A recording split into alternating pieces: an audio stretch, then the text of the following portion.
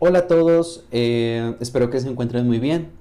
Les cuento que este primer video tutorial que estoy grabando para ustedes es para poder dar una remembranza a todos esos conceptos que hemos venido trabajando en clase durante las últimas semanas.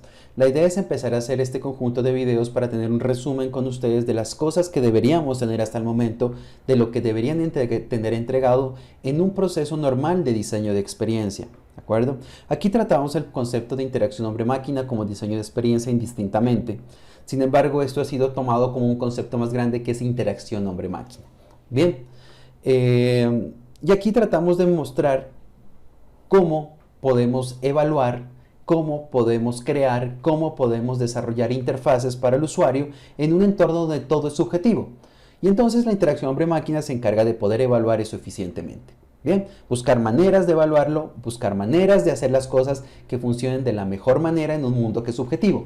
Tal vez se acerca mucho a lo que busca el usuario, se acerca mucho a lo que quiere el usuario, sin embargo, nunca va a ser la última palabra. Solo son algunas buenas prácticas que podemos usar para generar un buen diseño de interacción cuando hablamos de los usuarios.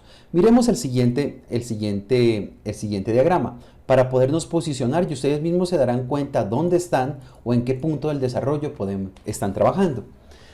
El diseño de UX, UI o diseño de experiencia y diseño de interfaz está dividido en tres etapas. Una primera etapa considerada como el análisis de requerimientos o levantamiento de requerimientos. En esta primera etapa estamos construyendo las historias de usuario. Historias de usuario, que si ustedes las podemos ver acá arriba, estas historias de usuario no son más que acciones que queremos trabajar en el sistema. En un momento habíamos hablado que las historias de usuario las concebimos en tres partes. El yo como, quiero, para y en algunos casos opcionales el así que. Entonces, ¿cómo sería un yo quiero? Por ejemplo, yo como diseñador, como gerente de mi empresa, ¿de acuerdo? Quiero poder visualizar los productos que tengo en mi stock para poderlos vender, bueno, ya lo dije anteriormente, para poder vender de manera rápida mis productos o sacar mi stock.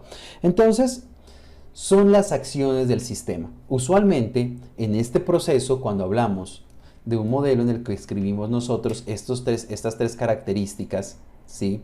Del yo como, ¿de acuerdo? El yo quiero y el para. Aquí estamos hablando específicamente de una acción. Estamos cumpliendo con una acción del sistema. Una acción que debería cumplir el sistema. Eso es lo que hace interesante este tipo de historias de usuario. Reemplazan en ingeniería de software algo que se conoce como los casos de uso. ¿Por qué lo reemplaza? Porque también son acciones del sistema, sino que en este caso nacen y podemos hacerlos mucho más amplios para entender el contexto de cómo el usuario debería tener la posibilidad de hacerlo frente a la interfaz. Tratamos de cumplir de este tipo una de las características heurísticas de usabilidad conocida como libertad del usuario. El usuario con este tipo de cosas me está enfocando cuál es su libertad que quiere tener dentro de la aplicación y yo trato de enfocársela bajo las herramientas tecnológicas que yo tengo a la mano. ¿Cuántas historias de usuario pueden salir? Pueden salir muchas. Usualmente en una aplicación pueden haber entre 100 y 200 historias de usuario. En proyectos pequeños entre 50 y 20. Y en interfaces que solo son de cambio de interfaces entre 5 a 6 historias de usuario. Ustedes se pudieron dar cuenta cuando ustedes hicieron sus ejercicios, cuando empezaron a modelar esas ideas de producto para sus aplicaciones. Como ustedes saben, en todos los casos estamos trabajando con aplicaciones móviles. Bien, entonces ese va a ser el paradigma para poder desarrollar de ahora en adelante.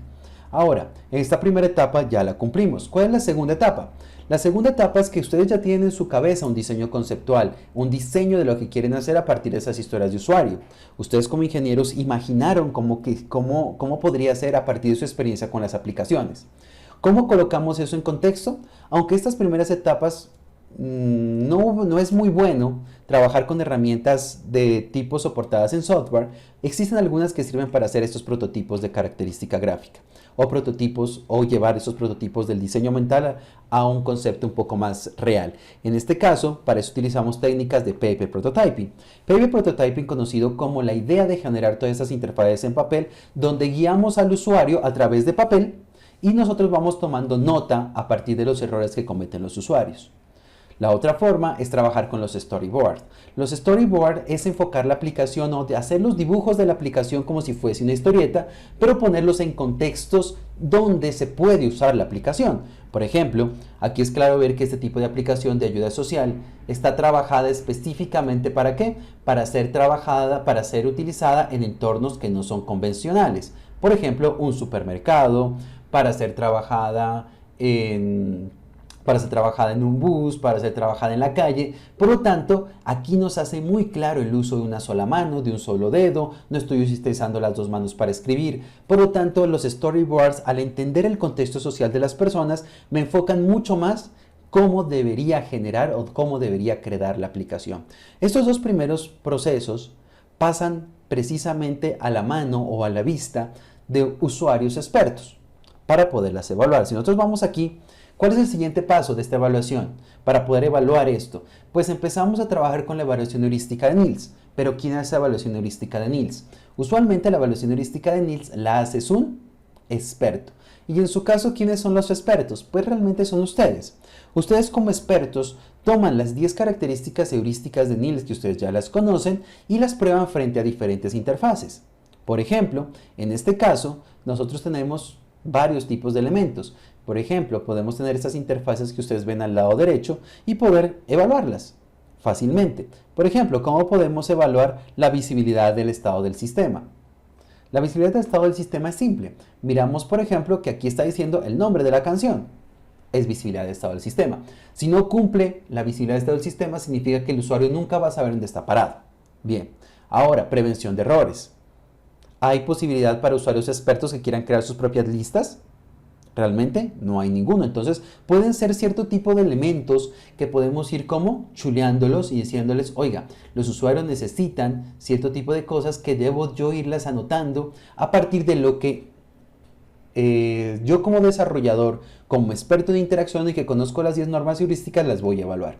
El primer filtro son ustedes. No hay nadie más que ustedes para pasar este primer filtro, ¿de acuerdo?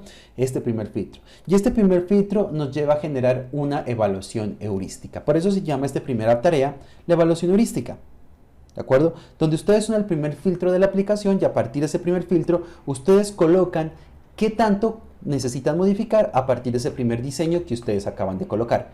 En una primera instancia uno lo hace totalmente como uno le queda, al azar, como se lo imagina, y que después lo pasamos por las heurísticas de Niels y ustedes como expertos dicen, oigan, sí, realmente me hace falta, por ejemplo, que la ventana tenga un nombre principal o otro tipo de elementos. ¿Por qué no desde el principio trabajamos con las heurísticas de Niels? Porque nos restringe mucho la imaginación, nos restringe mucho el diseño. Al saber que estamos limitados, muchas veces cierto tipo de productos quedan muy cuadriculados. Por lo tanto, siempre es necesario que las heurísticas de Niels vayan después de haber creado esos prototipos en papel, storyboards que ayudaron a crear unos prototipos bastante bonitos que tal vez no cumplen con usabilidad, pero que los vamos a ir refinando. Para poder llevar el control en documentación, en metodologías de desarrollo tradicionales como Scrum, metodologías normales como, no sé, cascada, espiral o metodologías de desarrollo de software en algunas empresas, requieren que esta información quede grabada y que haya una forma de hacer un seguimiento y controlar los cambios que se están haciendo. Para eso existen los formatos de arreglabilidad. Los formatos de arreglabilidad es un formato muy extendido a partir de software. Son elementos, son tablas donde yo coloco los errores que pueden ir surgiendo alrededor de mi interfaz. Por ejemplo, donde vemos, donde vemos nuestro formato de arreglabilidad. El formato de arreglabilidad cuenta de 8 columnas, si ustedes se pueden ver aquí. Es un formato bastante simple de usar, es fácil de llenarlo, ¿de acuerdo? ¿Por qué les cuento esto? En este caso solo es un número, es decir, el 1, 2, 3, 4, 5, 6 de los elementos que ustedes tienen. Y aquí al lado derecho, cuando ustedes evalúan la interfaz, ustedes van a colocar de aquí para abajo todas las características heurísticas de Niels. ¿De acuerdo? De la 1 hasta la 10. Al lado derecho, seguimos en localización, podemos tener muchos cuadros, es decir, esto puede estar dividido de esta manera. Bien, hay muchos más, ¿de acuerdo? ¿Qué es lo que esperamos encontrar? Por ejemplo, ustedes dicen, voy a evaluar mi interfaz bajo la visibilidad del estado del sistema. Me acabo de encontrar que la interfaz principal no tiene nombre. Ah, la localización es el homepage, ¿de acuerdo? Homepage. ¿Listo? El homepage es la página que tiene problemas. ¿Cuál es el problema? No tengo algo. Ahora vienen los dos tipos de evaluaciones, que son dos tipos de evaluaciones desde el punto de vista técnico y desde el punto de vista de diseño que ustedes tengan, conocido como la severidad y la arreglabilidad. ¿Qué tan severo es el problema? Yo diría, pero ¿cómo yo mido la severidad? Usualmente para medir esto existen unos rankings. El ranking de severidad está dado entre 0 y 4. Recuerden, aquí 0 significa que no hay problema y 4 que el problema es catastrófico. ¿Por qué las escalas no arrancan en 1 y terminan en 5? Sencillamente porque si arrancan en 1 significa que por lo menos hay algo de problema, mientras que el 0 significa ausencia total del problema. ¿Listo? En este caso la severidad es qué tanto afecta. Por ejemplo, aquí estábamos hablando que en el homepage de la aplicación no encontré o no es visible la información de dónde estoy parado. No hay un título principal, ¿de acuerdo? Entonces la severidad, ¿qué tan severo es? Pues claro, ustedes dicen, miremos nuestra tabla y miramos, es un problema cosmético, es un problema menor, es un problema importante arreglarlo, es catastrófico y es imperativo arreglarlo. Entonces, parece ser más un problema cosmético. ¿De acuerdo? Es un problema cosmético que es fácil arreglarlo, que es solo colocarle un ítem en la pantalla. Listo, le voy a colocar, es un problema menor ítem. ¿Qué tan fácil es de arreglarlo? Vamos a pensar. La arreglabilidad es una escala contraria. Va desde 0 a 4, donde 0 es imposible de arreglar y 4 es trivial de arreglarlo. Yo diría que a nivel de software, uno se pone a pensarlo a nivel de aplicaciones móviles, si uno trabajara con Android Mobile, uno diría que es fácil arreglarlo porque solo tenemos que entrar a la funcionalidad de la aplicación y colocarle un nombre. Sin embargo, si todas las aplicaciones necesitan tener un nombre automático, puede llegar a ser un poco difícil de arreglar. Depende del contexto de la aplicación. En nuestro caso vamos a colocar que es difícil de arreglar. ¿De acuerdo? Entonces sumo esos dos elementos y coloco 3. Finalmente aquí coloco cuál es la posibilidad, es decir, cuál es el posible camino para solucionar el problema. En el momento de desarrollo o cuando ustedes trabajan en metodologías ágiles, en los famosos dailies o en los sprints, usualmente esta tabla cobra mucho valor, porque yo tengo la posibilidad de decir con cuáles problemas que yo encontré acá son los que voy a actuar primero y con cuáles son los que yo actúo primero. Claro está, vamos a actuar con los problemas que tienen mayor prioridad. Con esos que tienen la mayor suma, vamos a actuar en primera instancia. Esto es lo que conocemos con nuestra tabla de arreglabilidad versus severidad. Bien, vamos bien hasta este punto. Continuamos. Vamos a la parte superior y me regreso a mi modelo, a mi molde principal donde estábamos trabajando hace un momento. Mi molde principal dice, para poder evaluar esos prototipos de storyboard, paso por una evaluación heurística que es mía. ¿De acuerdo? Es mía, como diseñador. Sin embargo, si no sale de mí, también la interfaz puede morir en cualquier momento. Entonces, requiere en nuestro caso, requiere de usuarios para poder trabajar con ellos y poder generar esa nueva versión de la interfaz. Si ustedes terminan aquí, pasaron la primera parte que es usabilidad, ya deberíamos estar en la parte 3. Aquí hay una serie de problemas que deberían poderse arreglar entre un 80 y en un 100%. Cuando esto se logra arreglar en este porcentaje, pasamos nosotros a un diseño previo. El diseño previo aún puede ser un prototipo en papel o puede ser un prototipo desarrollado en Balsam y Mockups, cualquiera de este tipo de aplicaciones. Este prototipo previo de esta primera versión funcional lo llamamos el prototipo de característica alfa. Para seguir con el proceso de poder evaluar este prototipo alfa que ya surtó efecto a partir de haberle colocado algunas características heurísticas de Niels que ustedes se dieron cuenta, se mejoró, se arregló y se cumplieron entre 80 y 100% de los problemas se cumplieron y se arreglaron. Ahora necesitamos buscar la manera de evaluarlo. Para evaluarlo, muchos expertos en el área han colocado diferentes parámetros y Niels en sus textos explícitos coloca que el número mágico para poder usuarios va a ser de 3 a 5. ¿Por qué? Porque la curva del 100% de los errores se empieza a achatar en ese punto. Usualmente cuando tenemos 5 usuarios, ya la cantidad máxima de problemas se acabó. Es decir, lo demás, las personas van a detectar los mismos problemas o van a empezar a personalizar su aplicación. ¿De acuerdo?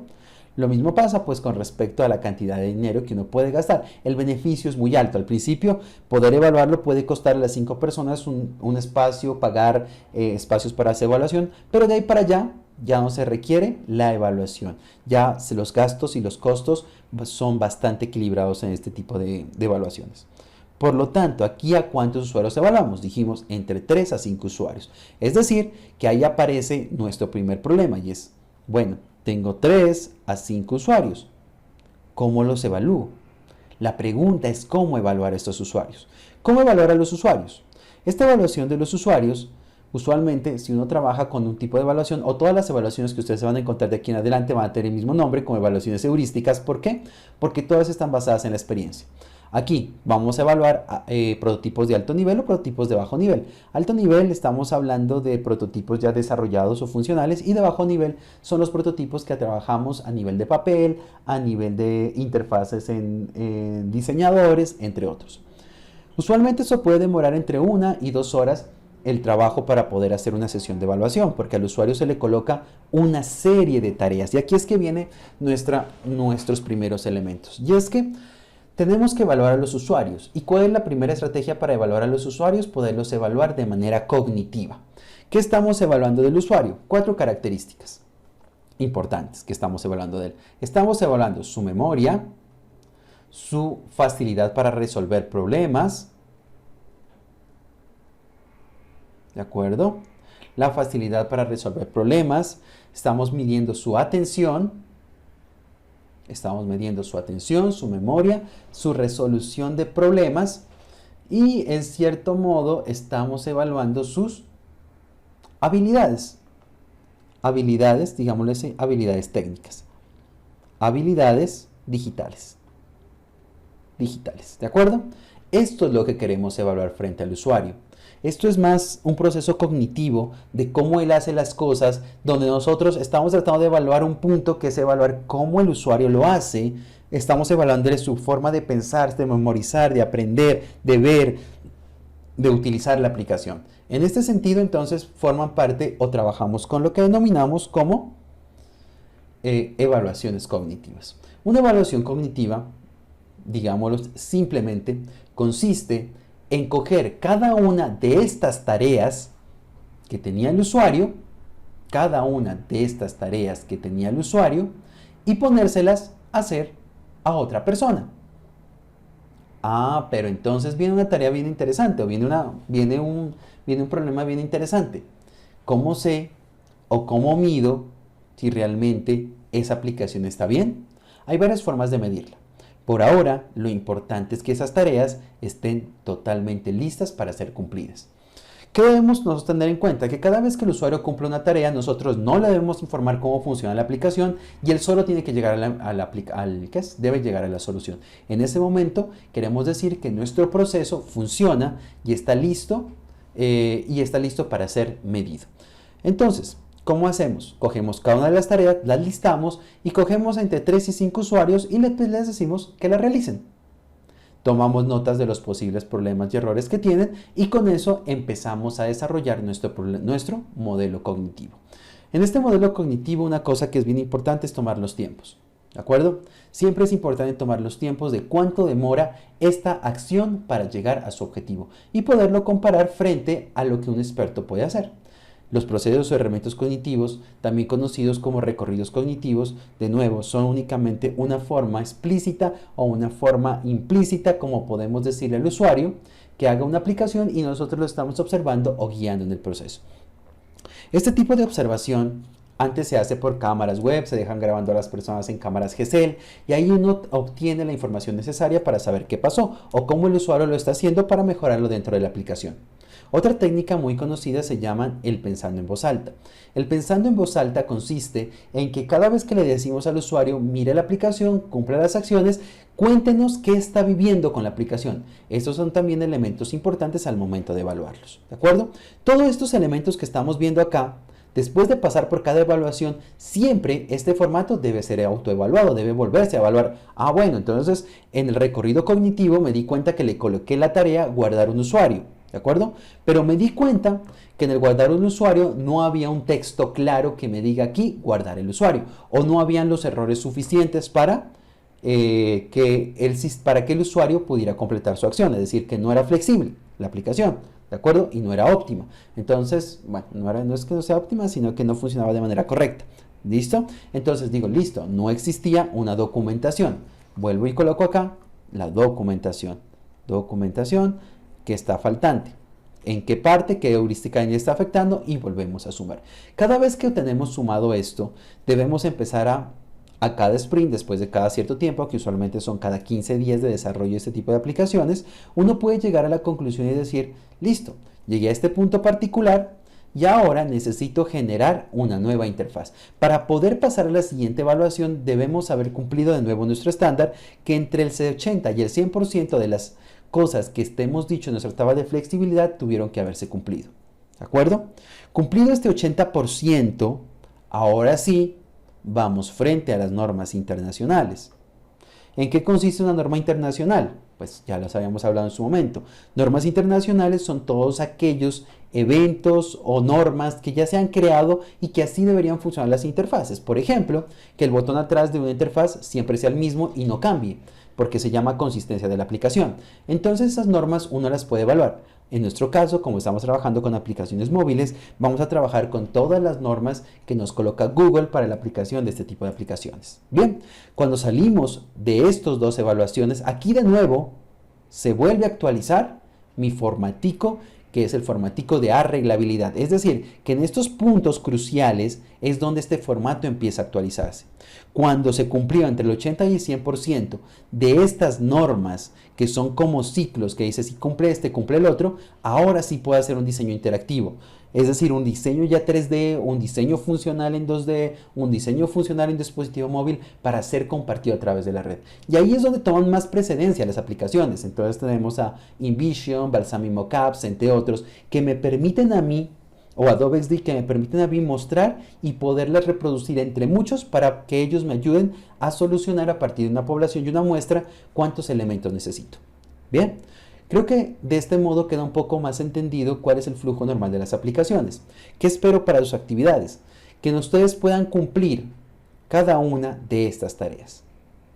Cada una de estas tareas. Y que siempre me estén subiendo el formato de arreglabilidad junto con una imagen de la interfaz, cómo está quedando a partir de estos choques que tenemos entre cada una de estas líneas para pasar del punto A al punto B. Hasta el momento hemos cumplido las historias de usuario, vamos a hacer nuestro formato de arreglabilidad y después vamos a pasar a nuestro recorrido cognitivo. Recuerden que el formato de arreglabilidad nos sirve para la primera instancia, después de haber cumplido el 80%, paso al diseño previo. Y ahora ese diseño previo de lo que pasó acá arriba con el 80%, ahora sí lo evalúo frente a un recorrido cognitivo, vuelvo a tomar esos datos, otro 80%, vuelvo a cumplirlo sobre mi tabla de arreglabilidad, ahora sí paso a normas internacionales, otro 80% de haberlo cumplido y finalmente ya tengo el diseño interactivo. Bien, este diseño interactivo lo consideramos como la versión beta, la versión que todos tocan, manosean y con la cual se sienten cómodos para poder dañarla y así es que Windows, por ejemplo, hace muchos parches. De la misma forma. Entonces vamos en este punto, que estoy esperando de que ustedes me entreguen, cada uno de ustedes, todos los elementos. La evaluación heurística y la primer diseño de la interfaz, diseño previo soportado en este primer formato de arreglabilidad, siguiente evaluación y siguiente imagen basado en un recorrido cognitivo, siguiente imagen bajo normas nacionales y que me presenten cuál es el diseño que ya sale para producción frente a los usuarios. Bien, este primer video entonces fue muy interesante al poderles mostrar que existen diferentes, cuál fue el camino a seguir y cuáles son los elementos que tenemos que tener en cuenta al momento de desarrollar nuestra aplicación. Recuerden, vamos en la versión todavía no alfa, pero queremos llegar en la próxima semana a la versión alfa para finalmente soportarnos después de Semana Santa con la versión beta de nuestra aplicación. Chicos, este es un resumen de la clase. Espero que les sirva para poner en contexto sus proyectos, sepan dónde van, sepan cuáles son las tareas que debemos entregar y con qué se va a evaluar el segundo corte. El segundo corte. Aquí estamos en segundo corte, ¿de acuerdo? Cuando ustedes me puedan entregar 3 tablas que se han ido evolucionando en el tiempo, cosas que se han ido arreglando, y cuando esas 3 tablas y cada una de las interfaces me las puedan entregar. En ese momento tenemos una evaluación de este segundo corte. ¿De acuerdo? Es decir, que cada pedacito que ustedes estén cumpliendo acá va a ser una nota específica. Ya las tareas están disponibles en el aula virtual para que ustedes las hagan. Bien, chicos, entonces esto fue todo. Espero que les haya servido mucho. Si tienen alguna duda, recomendación o si quieren una tutoría adicional, no duden en decírmelo para poder generar un grupito y poderme conectar con todos ustedes. Bueno chicos, espero que les haya servido y que pues podamos trabajar con este material y que lo tengamos disponible en el aula virtual. Un saludo para todos.